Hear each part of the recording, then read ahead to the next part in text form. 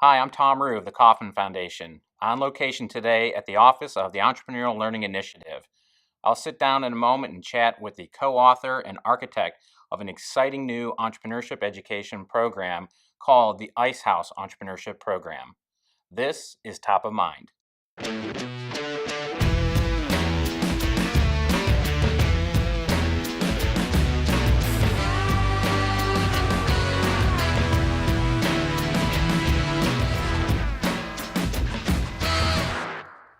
Gary, thanks for having us here today. Really nice new offices. Congratulations on that. I know it was a big move. Thank you, Tom. Before we share with the viewers, any detail yet on the Ice House Entrepreneurship Program, which we're very excited to be partners with Eli on, I thought we'd start really at the beginning, and that's talk a little bit about the plight or the state of entrepreneurship education in the country as it exists today. I know you certainly have taken a long, hard look at that. And it ostensibly became kind of the motivation to found the company in the first place. So, if you could, why don't you take us from your perspective on where you think entrepreneurship education is today? So when we looked at the entrepreneurship education landscape, what we found essentially was there's a lot of misinformation, there's a lot of popular myths and common misconceptions about entrepreneurship, what it is, what's required to participate, and who can play. And I think that the conversation around entrepreneurship has been largely hijacked by the Silicon Valley narrative, right? The high growth entrepreneur, the young college kid comes up with a great idea in his college dorm, writes a business plan, gets somebody to invest it, they get some kind of venture capital investment, and they launch their new business, and it's sort of a rags to riches story. And I think these stories, they captivate our imagination. But when we looked at the research, we found that it's a very, very narrow sliver of the entrepreneur ecosystem. So what we found is that there's a visibility versus representation issue going on. That less than 2% of all new ventures ever receive institutional investment, be it angel, venture capital, or bank financing, at their inception. So we need high growth entrepreneurs. But in my opinion, there's way too much emphasis on high growth entrepreneurship. So what we found is, a lot of universities, college-based entrepreneurship education initiatives, they're sort of over-influenced by this high growth entrepreneur. And students are encouraged to come up with a great idea and write a business plan, do market research, and present this idea to an investor. Pitch and plan, right? It's the pitch and plan, or the plan and pitch approach to entrepreneurship. Again, high growth entrepreneurs are important, but the carefully planned venture-backed startup is by far the exception rather than the norm. The other problem with this emphasis on high growth entrepreneurship is that it's exclusive. That's a game that only elite athletes can really play.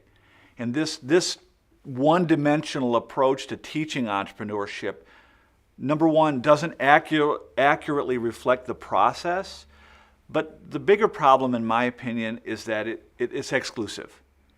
And it precludes people from participating or being entrepreneurial because they don't understand what it takes, who can participate, and how the game is played. That's a good point. So the other thing we found is that, so if you're not pushing the plan and pitch approach, as you referred to it, there's a lot of confusion between small business management and entrepreneurship.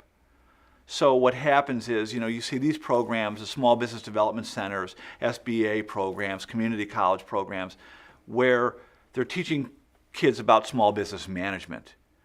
And there's not much distinction between the skills around management that are being taught versus entrepreneurship. Well, could you explain for the viewers how you see the difference between being taught management skills and what entrepreneurs actually do? So that's a good question, Tom. So for example, if you want to start a business on Main Street, you don't have high growth aspirations, you just want to start a Main Street small business. And typically, students, participants in these type programs are asked to identify a need, documentedly do research around it, put it into a business plan, learn a little bit about marketing, learn about finance, learn about legal structures and these basic mechanical management tools around small business. Those skills are fine. They're important for managing an existing business that has customers, has employees. But they're not all that useful when it comes to discovering and validating an opportunity, which is how we define entrepreneurship. Entrepreneurship is not management. It is the opportunity discovery process, the validation process. Management happens before that. So when we looked at the landscape, we looked at all these entrepreneurship education programs at universities, community colleges, SBAs, all these NGOs, all these entrepreneurship education initiatives. They were doing one of two things. They were supporting high growth entrepreneurship, or they were teaching small business management skills. Here's the thing, Tom, that I find so interesting. When we looked at the research, we found that less than 2% of all new ventures get any kind of institutional funding. In fact, the median startup capital for an Inc. 500 company is somewhere around $10,000. Well, you sure wouldn't think that's the case based upon what you see in the media, news reports, movies. It turns conventional wisdom on its head. And we looked at the research, we found that the vast majority of entrepreneurs initially set out pursuing highly uncertain niche opportunities. The idea is not obvious. More importantly, the idea is not fundable. So the vast majority of entrepreneurs set out pursuing a highly uncertain, unfundable idea. They have very limited resources. They have all kinds of constraints. So you've been very specific to point that out. Why is understanding that distinction so important? So we looked at the research around the startup, and we found this is the environment. It's 40% of Inc. 500 founders had no experience in their field. They're not writing business plans, or if they are, it's on the back of a napkin or back of an envelope. They're not writing business plans. They're not pitching investors or going to banks for loans. They're scratching away in an iterative, experimental approach. They start where they are with who they know and what they have, and they just start into motion. And rather than doing all this planning and then executing, they plan and execute simultaneously. But back to your original question, Tom, when we looked at the ecosystem and we looked at the research and said, this is what entrepreneurs are actually doing. And what is being taught is largely divorced from the reality of how entrepreneurs actually discover and validate opportunities. So we said, if entrepreneurs are pursuing highly uncertain opportunities with very limited resources, lots of uncertainty, lots of constraint, yet somehow they manage to succeed, how are they doing that? And we couldn't find any meaningful curricula that address that. We found lots of curricula that showed you how to write a business plan and pitch an investor. We found lots of curricula that taught you how to manage a small business or figure out cost of goods sold or legal structures or marketing. But we couldn't find anything that addressed this phase of discovery, how entrepreneurs with limited resources manage to uncover opportunities. That's what we wanted to focus on. Would you describe that as the essence of an entrepreneurial mindset? I would, Tom, and I'm glad you asked that question because teaching students how to write a business plan and then pitch an investor, or a bank for that matter, is misleading. And what I mean by that is, first of all, again, when we look at the research, the vast majority of new ideas are not fundable. That doesn't mean that those ideas don't have validity. So what we need to encourage students to do, the other problem with that method of teaching is it leads the student to believe that the entrepreneurial process looks something like this. It's a moment of inspiration, an idea. Well documented, well researched, well presented, put forth to a funder who writes a check, and then the business is open, the pigeons are released, and the business succeeds. That's just largely divorced from reality. You mean it doesn't work like that? It does not work like that. And that entrepreneurial phase, the reason we picked Clifton Talbert's story around his Uncle Cleve in the ice house is to demonstrate that, Mark Zuckerberg is not necessarily the face of entrepreneurship. And part of what the Ice House program is designed to do is to remind people that the lack of resources and constraints create the environment that help you develop entrepreneurial skills. That's really what entrepreneurial thinking comes from the lack of resources and constraints. Well, I'm glad you brought up, Clifton Talbert and the story behind the course. Perhaps this is a good segue point to talk about really what's in the course. How did you go about constructing it? What principles did you build it around? What rigor was put into creating the curriculum, and more importantly, how's it relevant today?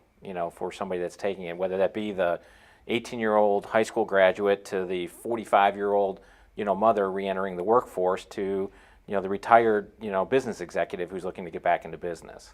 Sure.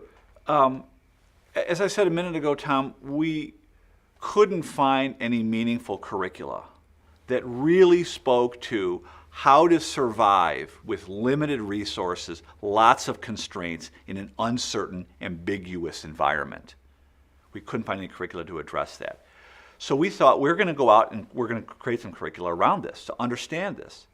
And we went all across the United States, spent about 3 years interviewing entrepreneurs from all 4 corners of the country, all walks of life, not the Silicon Valley entrepreneurs, what I like to call the unlikely entrepreneurs. Just people that started businesses with a few $1,000s or $5,000 or found themselves, they lost their job or tripped into a simple idea and turned it into a successful venture.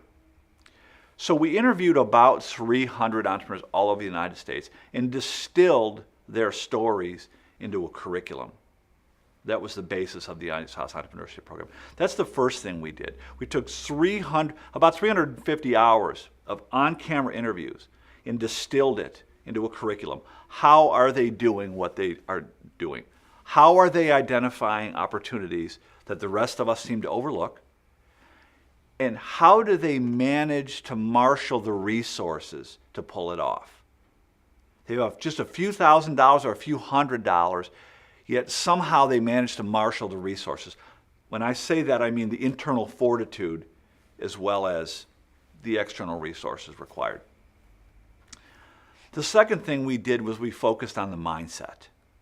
What are the fundamental beliefs and assumptions that are driving the behavior? We tend to shy away from a formulaic approach. It's not like becoming an engineer. It's not like becoming a Marine. When you get off the bus, you step in the yellow footsteps, and the next thing you know, you're a Marine. It's very iterative and experimental. So while there is no formulaic process, there is a fundamental logic, and this common logic or a mindset transcends socioeconomics, time, and circumstance. So what worked for you might not work for me, but I can understand the logic and I can apply it. So I equate the logic to a compass. There is no roadmap, but there's a compass. And it's that compass that can guide you when you're in uncharted territory. The third thing we did was we simply used technology to capture and convey the knowledge.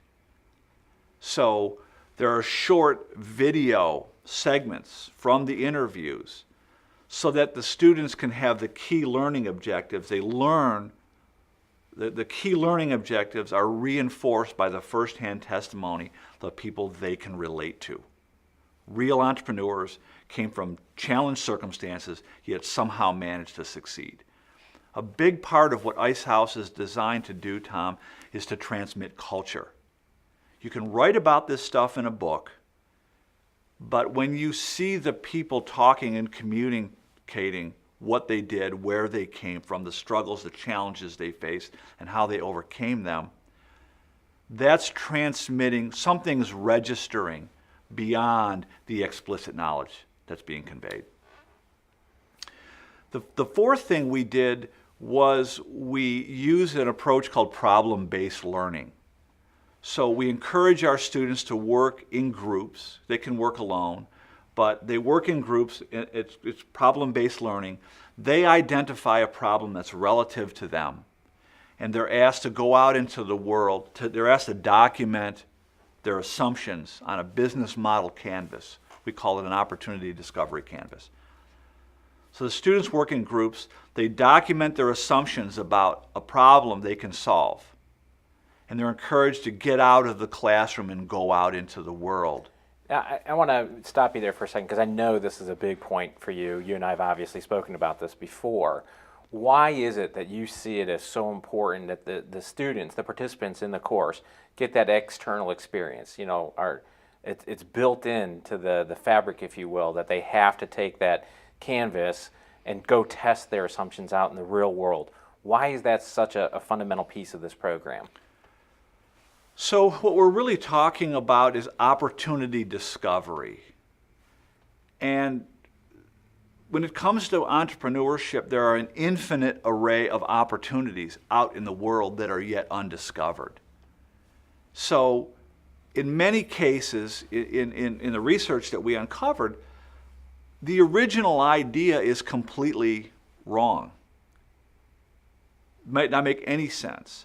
But it's through this interaction with people out in the world that could possibly use your idea, your service, or your product. By interacting with them early and often, you start to learn and get feedback. So this problem-based learning approach encourages the students to fail very quickly, very often, and then to use that canvas to come back into the classroom and share what they're learning out there with their peers. So there's a peer-to-peer aspect of it, but it really fosters an experimental, iterative approach.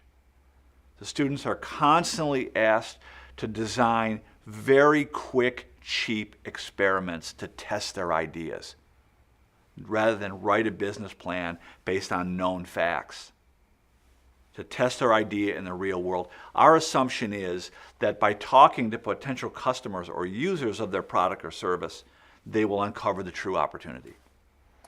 You know, the testing, you know, getting out there and getting the feedback, that's a well documented, and that applies even in that 2% that we spoke of earlier to, you know, the unlimited number that could participate in an Ice House program. You know, what works like that, you know, where we've learned, you know, whether it's blank canvas, whether it's minimally viable product, you know, who are some of the thinkers or the influencers that, you know, went into your thinking as we put this course together? So that's a great question, Tom. Some of the research done by Amir Baideh, documented origins and evolutions of new business, was that really mapped what we saw when we went out and did our interviews. That matched, so we had this body of research that matched what we were finding out there with our camera interviews. Steve Blank's work at Stanford also promotes this rapid, prototyping. Use a canvas, get your ideas out into the world quickly. Don't really judge the idea at the beginning. A few fundamental questions, and get out of the building and go do what you're doing. So, but the point I want to make, Tom, is this: that drawing from the research from Baideh, the methodology that's coming out of Stanford with Steve Blank and Eric Reeson's methodology is really a life skill. That the Ice House program is really designed as a general education requirement course. It fits very well as an intro to entrepreneurship. But in my opinion, this is a mindset that every student needs. And what the course is designed to do is to expose students to fundamental entrepreneurial thinking, then immerse them in real-world, uncertain entrepreneurial experiences that will enable them to develop entrepreneurial skills. Like I said a few minutes ago, it's what you do when no one's coming to the rescue, when no one's in charge and there are no rules. That's what will make you into an entrepreneur. So I appreciate that you brought up, you thinking that this should be a general education requirement. And no surprise, we would agree with you. I mean, that's one of the reasons why Kauffman Foundation partnered with Eli to bring this to bear.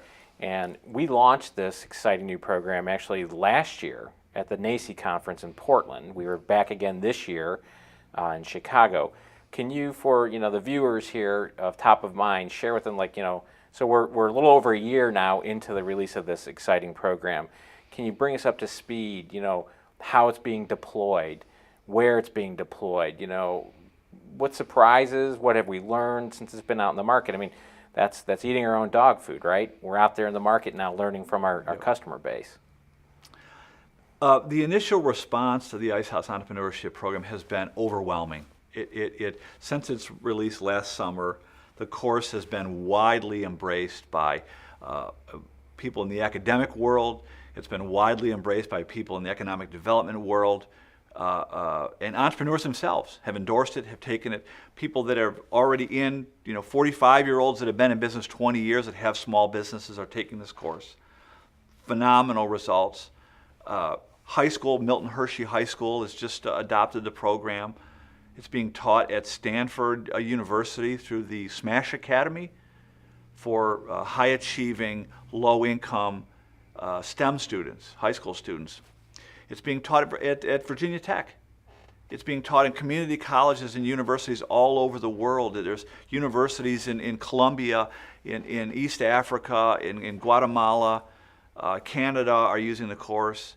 It really caught on very quickly. And wasn't there even a municipal adoption of this program, a city that took it on as maybe a summer jobs program? Yes. The Louisville Mayor Greg Fisher is an entrepreneur. He's a real deal Ice House entrepreneur. He recognized the authenticity of this curriculum, and last summer we put 400 kids through a summer work program, 16 to 21-year-olds. With great success. They've come back and said we want to do twice as many kids summer of 2013. So that was really a great a testament to the impact of the course. Well, that's somebody thinking outside the box. Yeah. Being an entrepreneur in a mayoral capacity you don't always think of. Right. And it comes back to, when we originally launched this course, I thought we were making a course that was going to fit into the missing piece in the ecosystem of entrepreneurship. I thought we were creating a course to help people figure out how to identify opportunities in uncertain environments, lack of resources. The market actually came back to us. Large community colleges came back to us and said, this needs to be a general education requirement. Now, since then, here's what I've learned. I began to do some research for what education thought leaders are saying. And they've identified innovation and initiative, effective problem solving, communication, critical thinking as skills that every student will need moving forward in the 21st century. The Ice House Entrepreneurship Program fosters all of those skills by exposing students to entrepreneurial thinking, immersing them in entrepreneurial experiences that will enable them to develop critical thinking, creativity, innovation, entrepreneurship. Well, that's fantastic. Where do you really see us going from here? I mean, now that this program is going out there and it's picking up speed and adoption pretty broadly, I mean, I know this is kind of a wild guess type question, but where do you see it going from here? So, Tom, as we get this, continue to get feedback out in the market and people are asking us what's next, we're now in the early stages of developing a more advanced curricula to look at what do entrepreneurs need, what do they need to prepare them. And when I say entrepreneur, I just want to characterize that as someone who is going to be entrepreneurial. That you don't need to start a business to benefit from entrepreneurial thinking. So that's an important distinction. It's a very important distinction, and we can't keep these one-dimensional approaches that we're just going to teach high growth entrepreneurship and small business management, those narrowly defined one-dimensional approaches just miss the power and the essence of entrepreneurial thinking. We've designed this as an interdisciplinary approach so that all students can be exposed to these fundamental aspects. And moving forward, we're now collaborating with a number of entrepreneurs and thought leaders to develop a more robust curriculum beyond Ice House to help develop and foster entrepreneurial skills. Well, that certainly sounds exciting, and on behalf of the foundation, I'm pleased that we found each other to come together on this partnership. Hopefully, one entrepreneur at a time, we can change the world, because certainly we all know that we definitely need it. So thanks again for hosting me today, and again, congratulations on the wild success of this program. Thank you, Tom. I appreciate it.